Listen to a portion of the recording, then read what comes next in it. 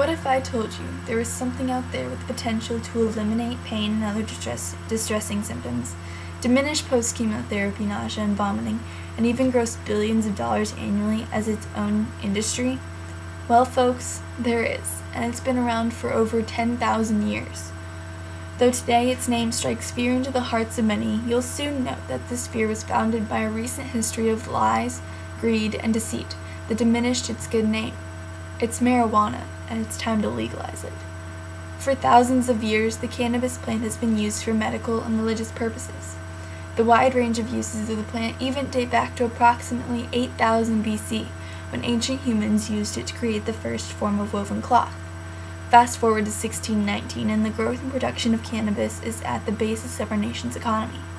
In fact, there were laws requiring farmers to grow hemp, and even George Washington had hemp as his primary crop. Through most of the 17th and 18th centuries, hemp was a legal tender. You could even pay your taxes with hemp. Try that today. As the biggest cash crop our nation has ever seen, the plant has obvious outstanding economic benefits. With products ranging from clothing to paper to lotions and beauty products, hemp offers many marketable opportunities. Though these products are already available, the production of them is low due to heavy surveillance and suspicion from the government. Without legal issues looming overhead, the production of these numerous products could easily boost the economy immensely. This is not even considering the fact the sale of marijuana for recreational and medical use could be taxed, also potentially raking in billions of dollars. THC and other cannabinoids have been proven to have antispasmodic, anticonvulsant, anti-tremor, antipsychotic, anti-inflammatory, and antiemetic and appetite stimulant properties. While the medical use of marijuana is currently legal in 15 states and the District of Columbia, the question of marijuana's legality nationwide is still on the fence. This leads to the question on everyone's mind. If marijuana has so many benefits, why is it illegal? Many people assume that marijuana was made illegal through some kind of process involving scientific, medical, and government hearings that it was to protect the citizens from what was determined to be a dangerous drug. The actual story shows a much different picture. Those who voted on the legal fate of this plant never had the facts, but were dependent on information supplied by those who had a specific agenda to deceive lawmakers. The history of marijuana's criminalization is filled with racism, fear, protection of corporate profits, ignorant, incompetent, and corrupt legislators, greed, and personal career advancement. In the early 1900s, Western states developed tensions regarding the sudden growth of the Mexican American population.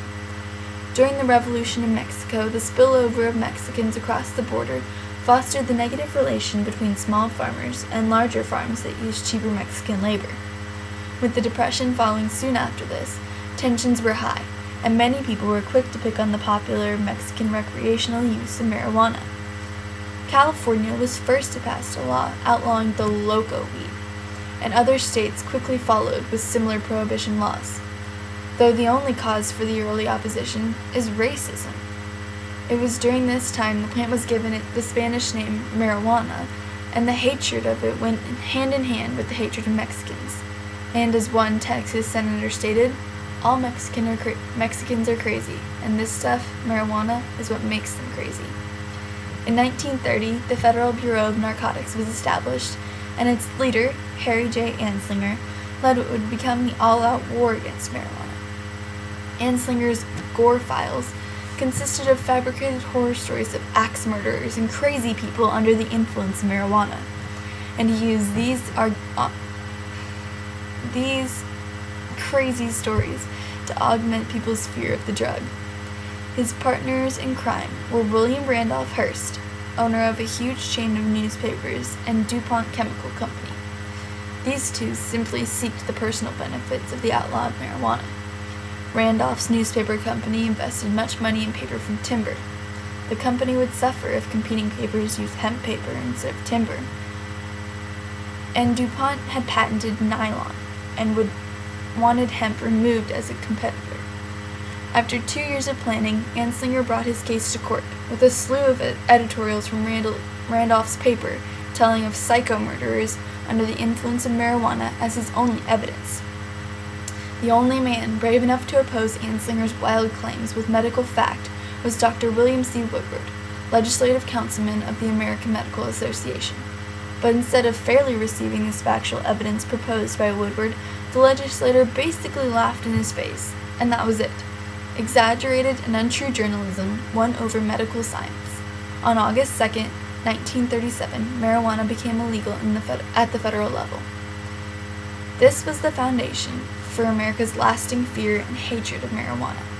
Today, millions of marijuana smokers are clogging up our courts and taking up space in our jails, space that could be used for murderers and rapists. In America, one marijuana smoker is arrested every 45 seconds. At least 6 have been arrested since I started talking.